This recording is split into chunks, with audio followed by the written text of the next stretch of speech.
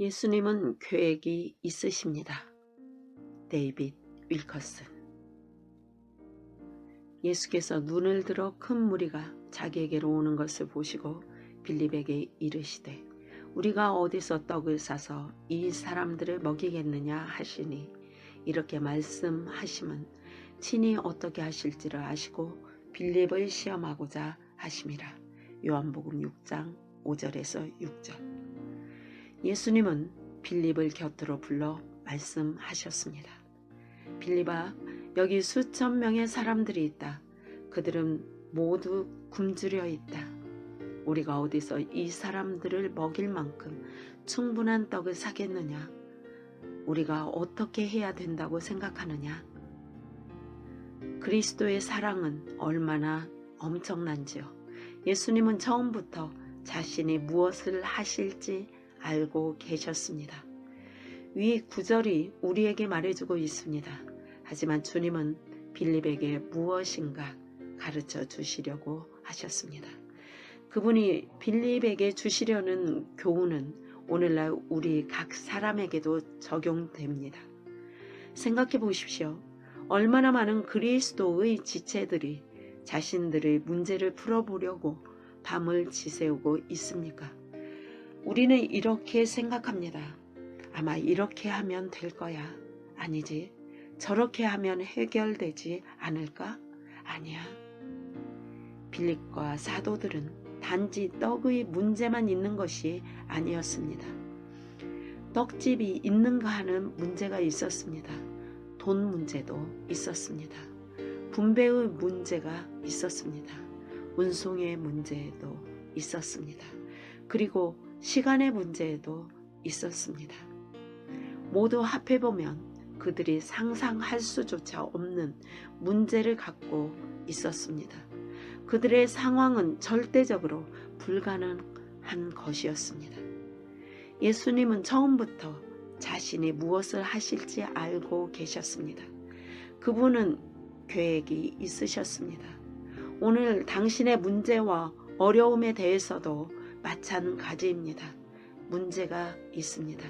하지만 예수님은 당신의 모든 상황을 알고 계십니다. 그리고 그분은 당신에게 오셔서 물으십니다.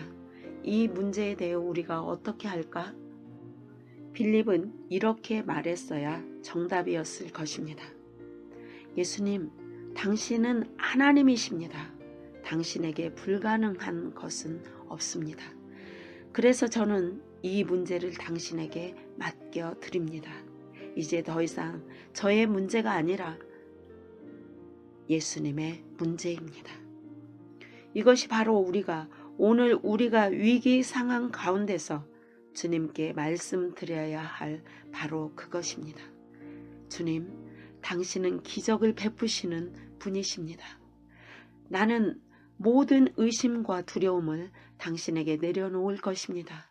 이 전체 상황과 저의 전체의 삶을 당신의 보호 아래 맡깁니다. 저는 당신이 제가 쓰러지는 것을 허락하지 않으실 줄 압니다. 저는 당신의 능력을 신뢰합니다. 주님은 이미 어떻게 일을 처리하실지 다 알고 계십니다. 그 주님의 능력을 제가 신뢰하게 하시옵소서. 상세한 지시와 명확한 결정. 갈라디아서 5장 25절. 이걸 받으려면 좀 느리게 가야 합니다. 작심하고 기다려야 할 것입니다. 물론 우연히 주어지기도 하지만요.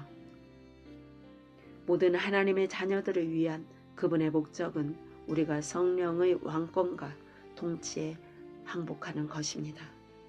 만일 우리가 성령으로 살면 또한 성령으로 행할지니.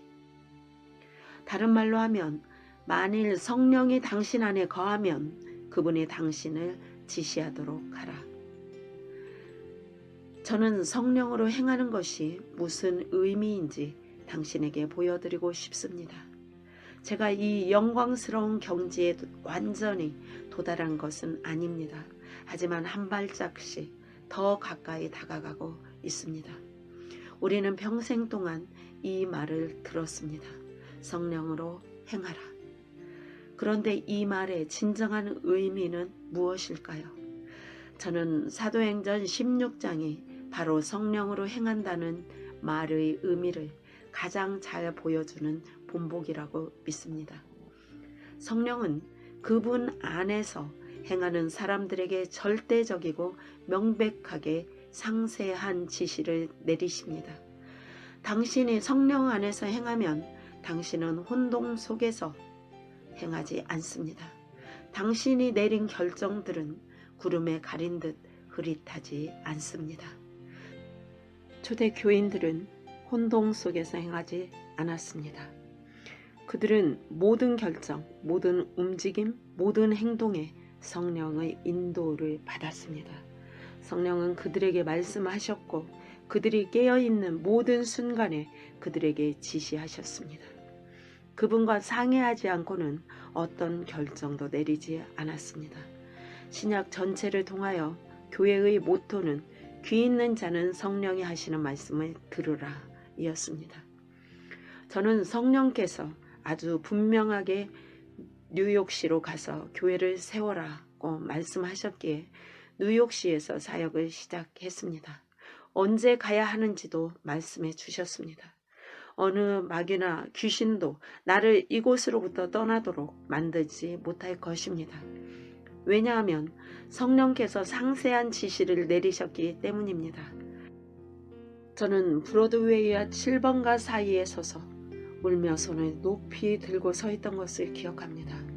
성령께서 제게 말씀하셨습니다. 바로 이곳에 나는 교회를 세울 것이다, 데이빗. 나에게 순종해라.